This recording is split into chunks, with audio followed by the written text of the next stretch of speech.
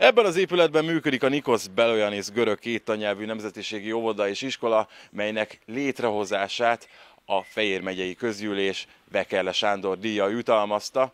A díjat nem más vette át, mint Koránnis Laokratis, aki a görög nemzetiség parlamenti szószólója és egyben az iskola egyik alapítója. A megyenap alkalmából Fejér megye közgyűlése a megyében kimagasló munkát végző, elévülhetetlen érdemeket szerzett polgárai számára az önkormányzat által alapított elismeréseket adományoz. Felkérem elnök urat az elismerések átadására. Fejér megye közgyűlése kiemelkedő kulturális és közéleti munkásságáért, a görög nemzetiségi kultúra ápolásáért és megőrzéséért végzett kitartó munkájáért Vekerle Sándor díjat adományozza Koránnis Laokratis úrnak.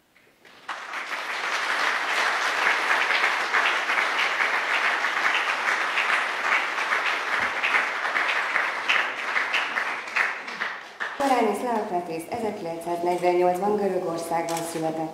A polgárháború borzalmai miatt 1956-ban került a Fejér megyei Belioannisba. Budapesten érettségizett, az egyetemet Bulgáriában filozófia és szociológia szakon végezte. 2007-től 2014-ig a Magyarországi Görögök Országos Önkormányzat elnöke. Támogatta a Görög Kultúraháza megvalósítását és a kiegészítő görög nyelvoktató iskola elindítását. Munkájának köszönhetően 2012. szeptemberétől működik a Nikos Belioannis görög kéttannyelvű nemzetiségi óvoda és iskola a Magyarországi Görögök Országos Önkormányzata fenntartásában. 2014-től parlamenti szószólóként képviseli Belioannis érdekeit.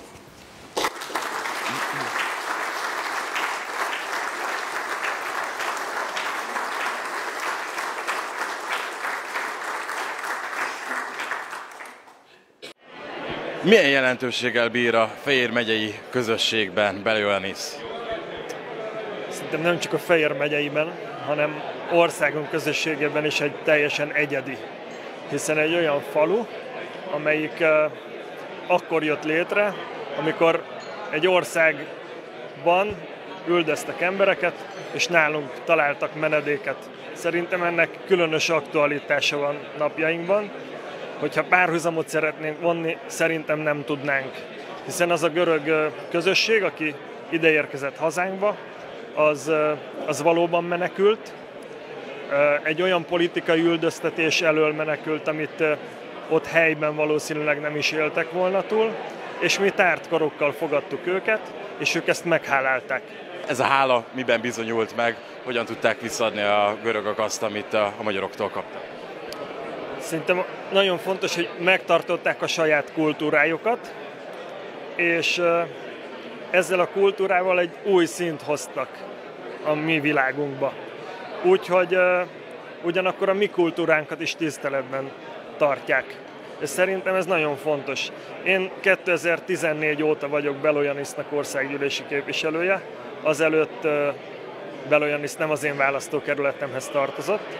Nekem frissek ezek az élmények, de én azt tapasztaltam, hogy ez a kölcsönös elfogadáson alapul Belioannisban az, hogy jó hangulat van, és mindegyik közösség ad a másiknak, nem elvesz tőle, hanem kap tőle. Ez szerintem nagyon fontos.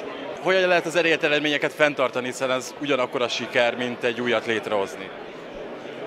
Igen, ez nehéz, hiszen gondoljunk csak bele, hogy közben generációváltások is vannak. Úgy, hogy mi magyarok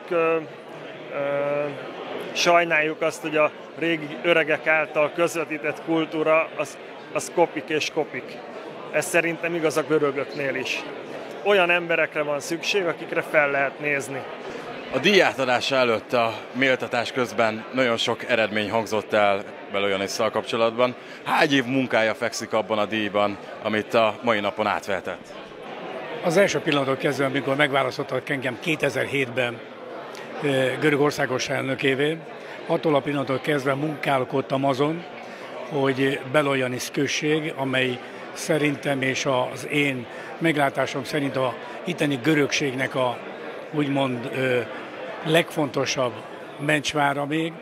Mondom mencsvára, mert csak ott tudtunk, és lett volna lehetőség olyan oktatási intézményt létrehozni, amely tulajdonképpen meg tudja őrizni a nyelvet, a kultúrát és a hagyományokat.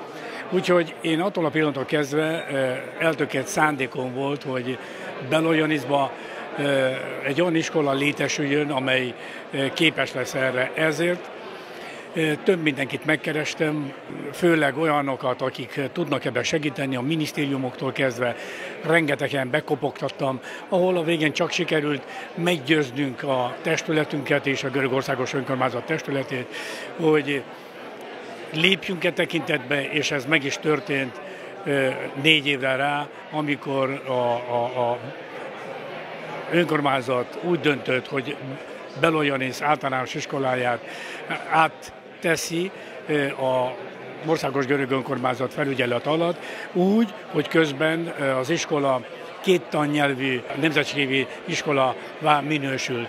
Ez az egyetlen 2 tannyelvű görög-magyar iskola az országban, és nem csak az országban, hanem szerintem, ha jól emlékszem, itt a környező országokban sem nagyon van erre példa. Az ott lakóknak a 80-90%-a gyerekeiket ebbe a 2 tannyelvű iskolába járatják, és a nyelvi kultúra megőrzésen keresztül tud egy nemzetiség megmaradni, és ez az ország, ez a nép, és ez a kormány természetesen 2014-et követően már a nemzetiségeknek helyet biztosított a parlamentben. Ez az elismerés azt is jelenti, hogy tovább tudok benne a parlamenten belül is lobbizni ezekért a görög érdekekért.